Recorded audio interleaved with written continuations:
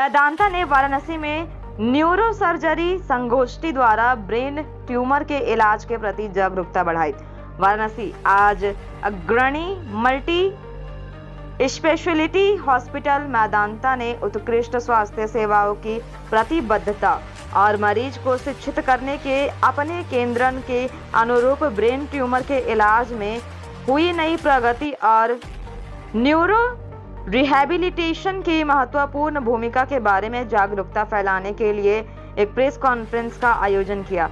इस press conference में मेदांता गुरुग्राम के चेयरमैन न्यूरो सर्जरी और neuro sciences doctor VP Singh ने ब्रेन ट्यूमर के इलाज के नए व इनोवेटिव तरीके के बारे में बताया और बेहतर परिणाम प्राप्त करने के लिए रिहैबिलिटेशन का महत्व पर जोर दिया।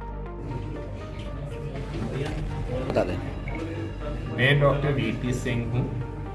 मैं मेदांता गुड़गांव में chairman institute of neuro sciences. आज यहाँ प्रेस वार्ता किस लिए बुलाई थी सर? आज मैं यहाँ पर आया हूँ वाराणसी में, यहाँ के न्यूरो क्लब की इन्विटेशन की तरफ से।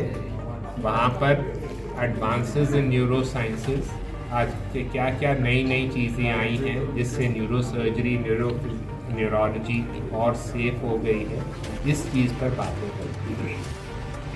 क्या कहना चाहेंगे, जो ट्यूमर के पेशेंट हैं क्या लक्षण होते हैं और कैसे चिकित्सा की जाती है उसकी?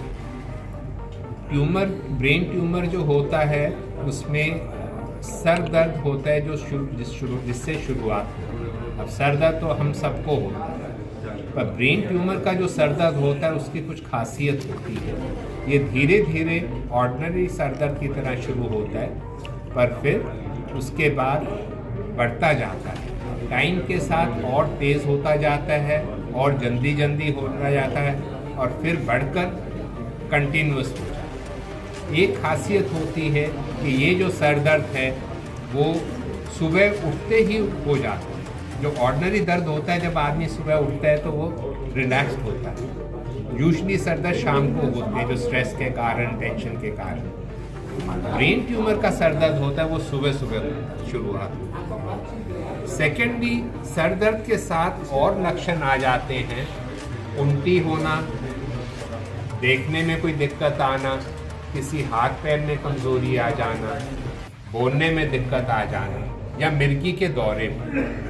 तो यदि कोई दर्द है जो बढ़ता जा रहा है, ये दूसरे लक्षण साथ में हैं या मिर्गी के साथ है, तब उसमें हमको आगे जांच करनी पड़ती है, कहीं ये ब्रेन ट्यूमर। सर, बात की जाए ऐसे में, अगर पेशेंट की ओपन ब्रेन सर्जरी जो होती है ब्रेन ट्यूमर में, तो ऐसे क्या उसे क्या प्रभावी लक्षण रहते हैं, उसके बॉडी पर असर पड़ते हैं ऑपरेशन के बाद?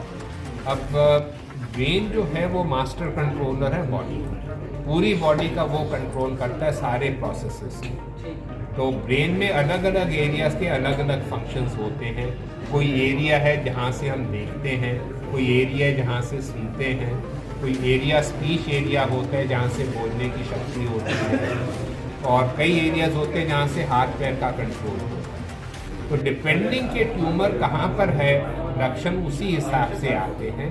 और उस एरिया को, जहाँ कोई सेंसिटिव एरिया में भी है ट्यूमर का, तो आजकल मॉडर्न टेक्निक्स हैं, कंप्यूटराइज गाइडेड सर्जरी है, जिससे हम उसको अच्छे से निकाल पाते हैं मॉनिटरिंग करके, बिना किसी के डैमेज के। सर, लास्ट क्वेश्चन है कि सर्जरी के बाद ह्यूमन बॉडी पे क्या असर पड़ता है इसका?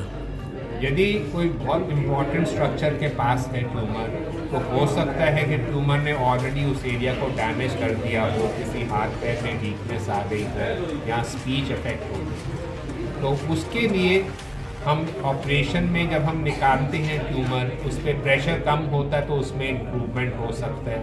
पर यदि एरिया डैमेज्ड है तब फिर कमज़ोरी अंग में या स्पीच में रह सकती है। उसके लिए हमारे पास न्यूरो रिहैबिलिटेशन टेक्निक्स हैं जो एडवांस्ड हैं। आजकल रोबोटिक रिहैबिलिटेशन आ गई है, जिसके साथ रोबोट्स द्वारा हम बहुत एक्सपेंसिव और बहुत अच्छी फिजियोथेरेपी करवा सकते हैं, और मरीज़ को कोशिश करते हैं कि जो कमज़ोरी है उसके बावजूद वो फिर भी अपना रिकवर करके अच्छी ज़िंदगी